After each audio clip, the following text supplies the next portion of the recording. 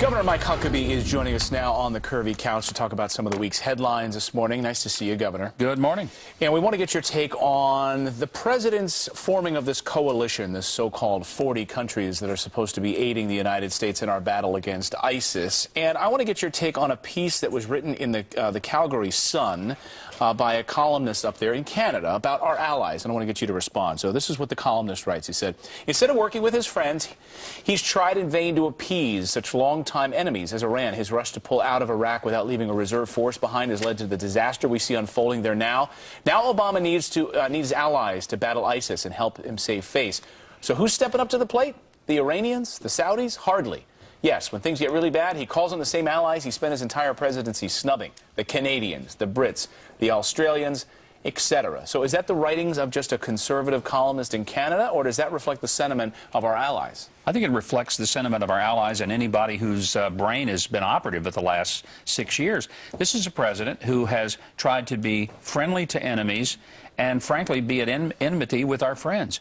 When your friends don't trust you anymore because everything you say, your word is dirt, and when your enemies don't respect you or fear you anymore, this is what you get, and that's where we are right now in the United States. You can't go around saying, we got a red line. Well, we really don't. Oh, we're going to stand with you, but we're really not. Oh, we're going to be there and make sure that things are peaceful, but we don't. We're going to stop Iran from building a nuclear reactor, but not really. We're going to ease up on them, take our boot off their neck, and let it just roll. This is the result of a president who really doesn't have a foreign policy, for that matter, a domestic policy, but I think it's very frightening, and it's made the world a much more dangerous place because nobody trusts us. That's just the bottom line. I've asked this question of hardcore Obama supporters. Name a country on this planet with whom we have a better relationship now than we did in 2009, January. Nobody can name one. Not one.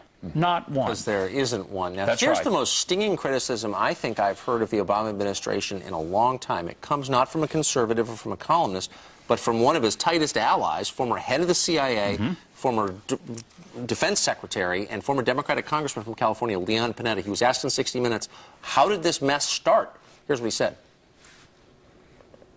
Are you confident in that moment that pulling out was the right thing to do? No, I wasn't. I really thought that it was important for us to maintain a presence in Iraq. Ouch. So he gave, as defense secretary, the president the advice, don't pull out, and the president just ignored it. What's the point of having advisors if you never pay attention to them? I realize the president is the decider. I get that point. But you decide based on the best information that you can get from people that hopefully are smarter than you are about the areas in which you're seeking their advice. I really have a lot of respect for Leon Panetta. I always have, frankly. I've always felt he was a pretty straight shooter and a guy that had integrity and stood up for what he really believed. And I think this is a remarkable revelation on his part. And do you think that one of the problems with trying to get people to join this coalition, Clayton mentioned the 40 nations, but that's largely logistical and humanitarian relief, to actually say we'll put boots on the ground or we'll do airstrikes in Iraq and in Syria, is part of the problem that he's not communicating well with the Pentagon, or that he's not listening to them at all? The most dangerous person in any room is the person who does not know what he does not know. And the president doesn't know what he doesn't know, and he's not willing to learn. And a person who has really no connection to the military needs to surround himself with people that he trusts from the military, and then he needs to listen to them. Yes, we have a civilian-controlled military. Constitutionally, that's a good thing. But it doesn't work when the civilian in control of the military has no respect for the military. Now, the president can go and make all the speeches he wants to at CENTCOM. Bottom line, you don't respect people if you don't listen to them and never take their advice. So I don't care what he says at the podium.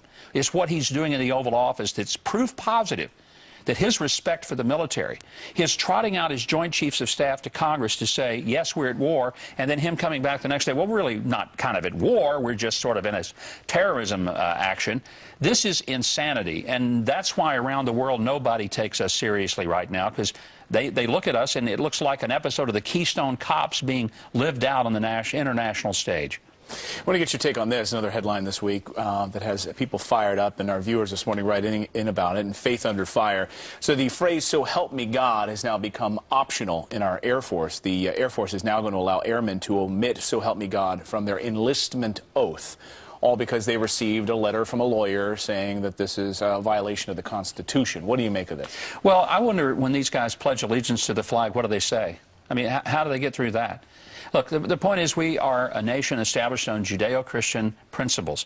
You can't argue that. You can say it didn't happen, but it did. Go to the Washington monuments and read the Ten Commandments in the Supreme Court. Read the linings around the Jefferson Memorial. Read what Lincoln said. Read the Declaration of Independence, that we are endowed with unalienable rights by our Creator. Now, the Creator is not some, entity out there that we don't know. It's God, and our founders believed that. They didn't say you had to believe a certain thing.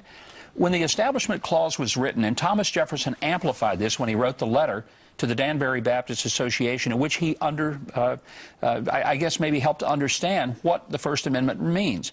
It does not mean that religion is to be quiet. It means government is supposed to shut up and not tell people how to practice their faith. Right.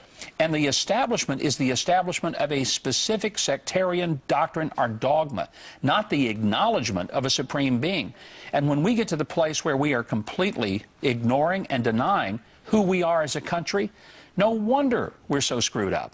And I think that's a good reason. We are screwed up in this country because we failed to acknowledge who we were created to be.